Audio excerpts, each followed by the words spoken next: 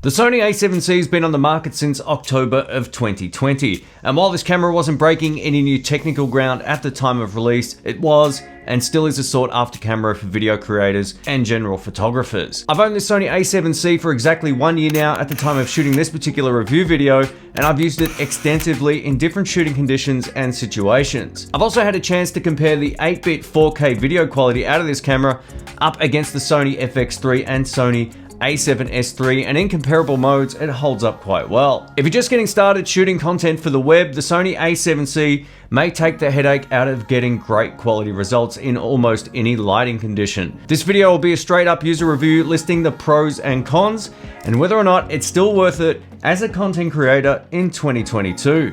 Just to let you know, this video is not sponsored. I paid for all the gear that's in this video. All thoughts about this will be my own. And if you want to check this out, I'll link it down in the description below. Don't forget to subscribe. My name's Shane. Welcome to the channel. Let's get into it. When I first got the Sony A7C, there were a lot of things that underwhelmed me about it. Coming from the Panasonic S5 and GH5S that can shoot in 10-bit codecs up to 4K 60p, this initially felt like a downgrade. It's not really as simple as that. I purchased the Sony A7C for a particular reason. I always have to keep that in mind. I needed a small and reliable camera to shoot my videos out in the park, which can sometimes present unpredictable lighting conditions. I also wanted reliable autofocus, and that is where the Sony A7C delivers. I also wanted a camera that would give me not only the background separation, great autofocus, but would also give me great colors straight out of camera. And this is where the Sony A7C shines. This is great for content creators just getting started. You get a fully articulating screen and some of the best autofocus performance in the business. The color science on this is great, and the no picture profile is one of my favorite straight out of camera color profiles on any camera. This no picture profile is right up there with the Panasonic natural profile as two of the best I've ever used. This stops you having to grade your footage. You can just get straight out of camera results that look fantastic.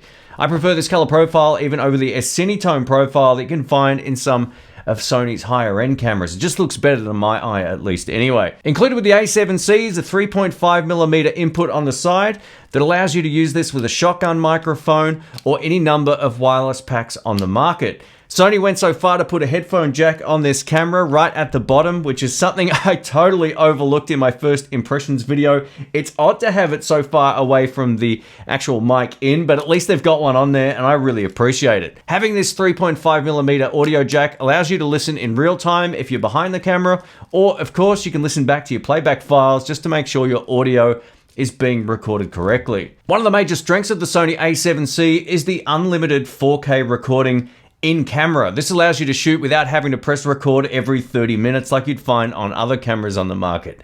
I can't believe camera companies are still doing that. It's crazy. You can shoot in either 4K, 24 or 25p without any additional crops. For some reason though, the 4K 30 NTSC mode does have a small crop. It's a little bit disappointing. I'm also a huge fan of the S&Q dial on the top here. Being able to switch into higher frame rate modes just by turning the command dial on the top is fantastic.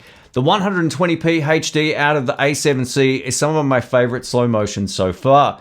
Thanks to the large sensor and great dynamic range, the slow motion is very clean even when the shutter speed is increased. The Sony A7C also has sharp and detailed 1080p 60 footage. The HD on this camera is sharp, clear, and very usable even when upscaling to 4K on the timeline, which I've done many times and no one seems to notice. The autofocus on the A7C is very reliable and fast, even when you pair the camera with the very fast G Master lenses, which makes that whole process work a little bit harder. It's extremely reliable. The takeaway is this: if your face is pointing towards the camera, it will keep you in focus.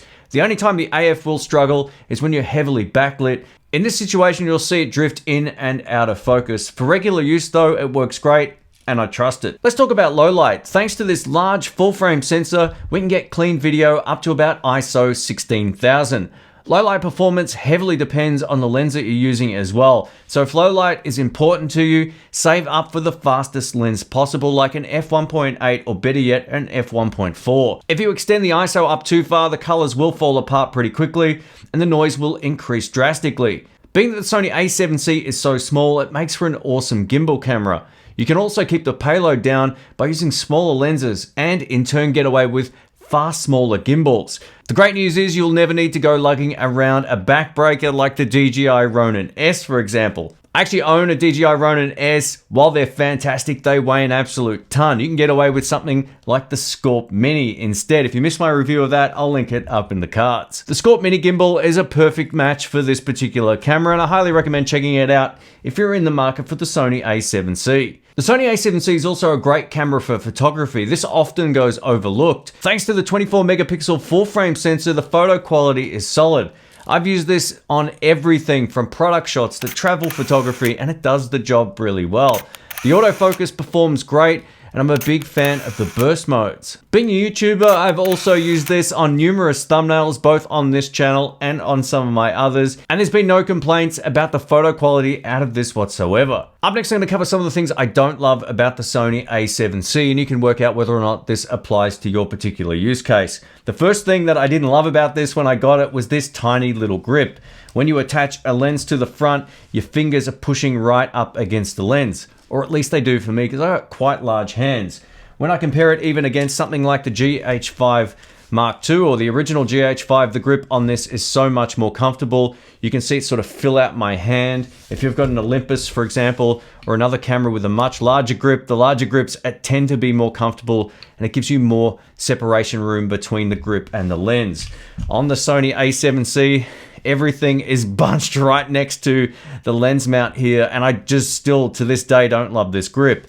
If you have smaller hands, this might not be a deal breaker. For me, where I can palm a basketball easily, I find this a little bit too small. I also don't love cameras with a single SD card slot, but I'm willing to give it a pass for this. Most professionals will understand how important redundancy is, but if you're just getting started on YouTube, the single SD card slot will generally be okay, but I wouldn't recommend this for paid gigs. I've actually had a few corrupt SD cards and files over the years, and having a sense of redundancy thanks to a second SD card slot is paramount, especially if you're traveling or doing any type of paid work.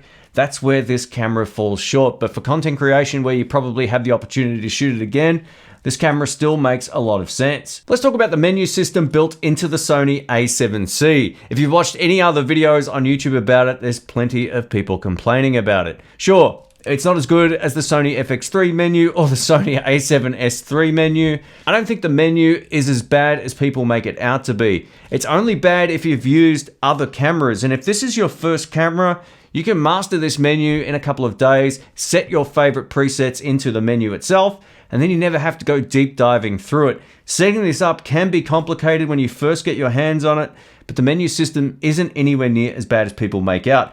But, because this is the con section, you can't use the touchscreen to navigate the menu. It's so frustrating. Touchscreen functionality really increases your workflow, but on this camera, you don't have it when it comes to navigating menus. You can touch the focus, and that's it. Let's talk about the IBIS system, or the in-body image stabilization. Now, this works okay for static shots, whether you're taking photos or handheld video work. Where it really falls apart though is for vlogging. So if you're going to be holding it out like this, walking and talking, or doing any type of follow shot, it doesn't work very well. There's a few things about this camera that really make it poor for follow shots. This is where a gimbal makes far more sense with this camera, or you can use the Sony Catalyst Browse software. Unfortunately though, Sony have been crippling their Catalyst Browse software with every release, and it's still not optimized for CPUs like the M1 Mac. It works far better on Intel-based, either Mac or PC-based software than it does on M1, and each iteration of that software removes a feature that the prior free version had, so I don't really recommend it. For handheld work, this is okay in stationary situations, but not great if you're going to be doing follow shots or vlogging. For that, I recommend a gimbal. The flip out screen, as I mentioned, has no touch functionality, and the fact you can't use it with polarized sunglasses on, it pretty much renders me using this behind the camera shooting something else completely null and void. And in those situations, I take a camera where I can leave my sunglasses on and still monitor what it is I'm filming. The EVF, it's usable, but it's not great. Again, having to get your nose pushed right up against it because I'm left-handed and left-eyed, it's just very unergonomic when you compare it up against some of the competition. This is just recessed far better, and overall it's a much more pleasant experience, but this will get you by. I know I've critiqued this a lot in this video, but I've also praised it a lot, and I wanted to give you a fair and balanced review on my thoughts about this from a user perspective and not the spec sheet. Anyone can read you the spec sheet, My reviews are about hands-on experience. The end result with the Sony A7C is exceptional video quality, although only in 8-bit, and great photo quality. And if that's all you're looking for, with great autofocus, this is the camera to go for. Paid professionals might prefer a camera system with dual SD card slots. For that, I can highly recommend the Panasonic S5 and the Sony A7 IV. Each of these cameras have their own set of trade-offs and benefits, but overall the A7C is a great tool for content creation in 2022. For people getting started on YouTube who just want to upgrade to a camera that can provide that shallow depth of field look, the Sony A7C still makes sense in 2022, which is why I kept it. Thanks for watching.